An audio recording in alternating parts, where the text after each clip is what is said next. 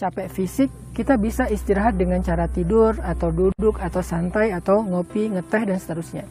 Tapi bagaimana dengan lelah batin, dengan capek hati? Bagaimana istirahatnya agar hati kita ini segar lagi, agar hati kita ini menjadi fresh lagi, agar hati kita ini menjadi semangat lagi? Gimana istirahatnya? Maka Allah Subhanahu wa Ta'ala mengajarkan di dalam surat Al-Muzammil cara istirahat hati. Teman-teman yang dirahmati Allah Subhanahu wa Ta'ala, surat yang baru saja saya baca adalah surat Al-Muzammil. Ada kisah yang menarik untuk kita renungkan di dalam sirah nabawiyah atau sejarah kehidupan Nabi yang berkaitan dengan surat Al-Muzammil. Surat Al-Muzammil ini turun ketika Nabi sedang dalam keadaan lelah. Bukan lelah karena fisiknya, tetapi lelah hatinya, lelah emosionalnya, lelah perasaannya, atau lelah jiwanya. Nabi SAW tidak pernah lelah hatinya karena urusan harta, bukan karena urusan karir, tetapi Nabi lelah hatinya karena penolakan dakwah dari orang-orang musyrikin kota Mekah. Mereka menolak ajaran Nabi dengan cara-cara yang kasar, dengan cara-cara yang jahiliyah, menghina Nabi, mencela Nabi, mengusir Nabi, memperolok-olok Nabi, bahkan sampai ada yang menyakiti Nabi secara fisik, yaitu melempari Nabi dengan kotoran. Ada yang sampai hampir mencekek Nabi, ada yang bahkan hampir melempari Nabi dengan batu, dan seterusnya. Artinya Nabi merasa lelah hatinya, perasaannya, emosionalnya karena perlakuan orang-orang kota Mekah yang menghina beliau, menyakiti beliau. Sehingga Nabi pulang ke rumah Khadijah, ke rumah beliau. Sampai di rumah Nabi istirahat. Nabi istirahat sampai tertidur. Jadi kalau lelah fisik itu bisa kita obati dengan istirahat, tidur, santai, ngopi, dan seterusnya. Tetapi bagaimana dengan lelah hati? Ketika itu Nabi sedang lelah, fisiknya lelah sih, tapi hatinya lebih lelah. Dan pulang ke rumah, Nabi nggak tahu harus ngapain selain ya udah istirahat, tidur. Ketika Nabi sedang tidur, lelap banget. Saking lelapnya Nabi diistilahkan dengan kalimat muzammil, orang yang berselimut. Yang berselimut di sini nggak benar-benar bermakna secara harfiah Nabi memakai selimut. Ya, Nabi memakai selimut, tetapi di sini ada makna yang lebih dalam. Maksud berselimut di sini yang sedang tidur lelap, yang sedang tidur nyenyak, yang lagi tibra. Kenapa? Karena saking capeknya di luar rumah. Tetapi ternyata tidur itu tidak membuat hati kita terobati. Tidur itu bukan istirahat batin. Tidur itu adalah istirahat zahir. Jadi kalau misalnya kita capek kerja, capek olahraga, capek fisik, kita bisa istirahat dengan cara tidur, atau duduk, atau santai, atau ngopi, ngeteh, dan seterusnya.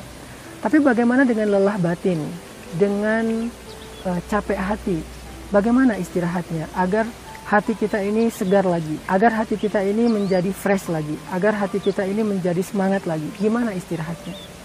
Maka Allah Subhanahu wa Ta'ala mengajarkan di dalam surat Al-Muzammil cara istirahat hati.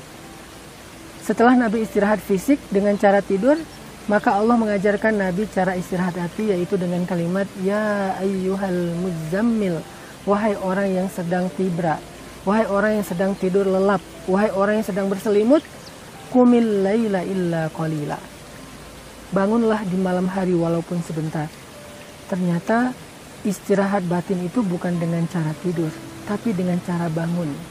Istirahat hati itu bukan dengan cara berbaring atau duduk. Istirahat hati itu dengan cara berdiri, ruku, dan sujud. Apa itu istirahat hati? Salat.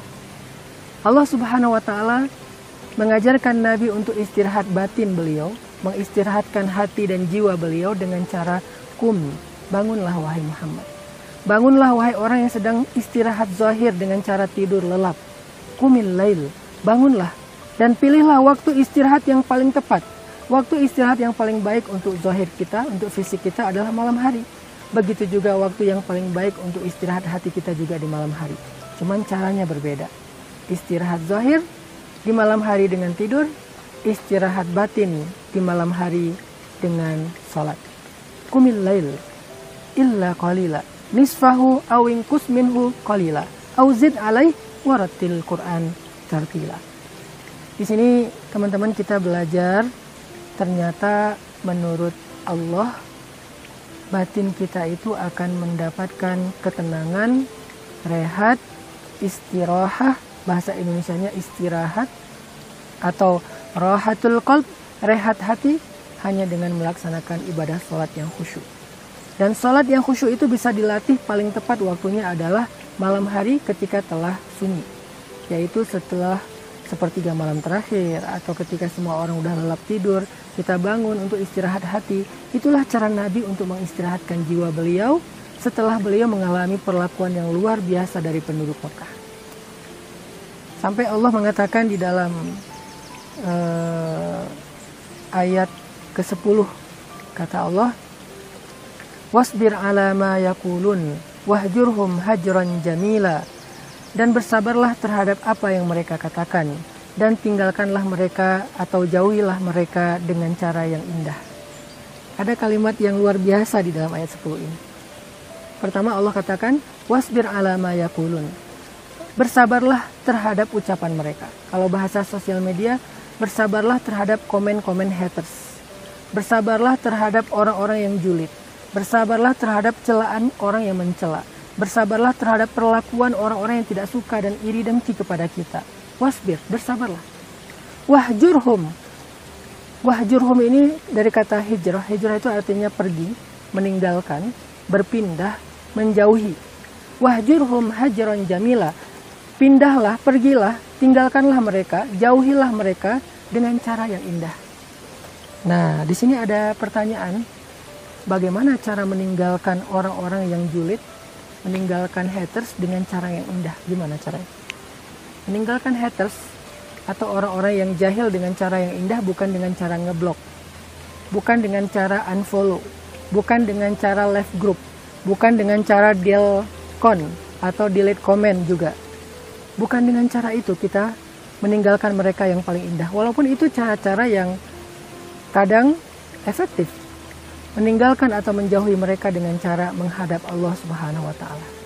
Jadi cara menjauhi orang yang nge-hate kita, orang yang julid sama kita, orang yang berperilaku jahil sama kita, pergilah, tinggalkan mereka. Terus kita pergi kemana? Pergi ke sajadah, pergi ke mihrab, pergi ke tempat ibadah kita, pergi ke tempat zikir kita. Ada mushaf, ada butiran tasbih, ada sajadah, kita sholat. Itulah cara hajran jamila, paling indah dalam meninggalkan orang-orang yang suka menyakiti kita. Sehingga Allah Subhanahu wa Ta'ala katakan kepada Nabi, wasbir ala ma yakulun. Wahai Muhammad, ya, siang hari engkau dicela, engkau dikatakan muzammam, engkau dikatakan abtar, engkau dikatakan penyihir, sahir, syair, orang yang suka membuat syair-syair palsu. Wasbir ala ma yakulun, bersabarlah terhadap apa yang mereka katakan, dan tinggalkan mereka. Wahjurhum, tinggalkan mereka. Kemana harus pergi untuk meninggalkan mereka? Pergilah menghadap ke Allah. Pergilah bentangkan sajadah dengan wudu. Lalu sholatlah. Qumil laila illa qalila warattilil Qur'an tartila.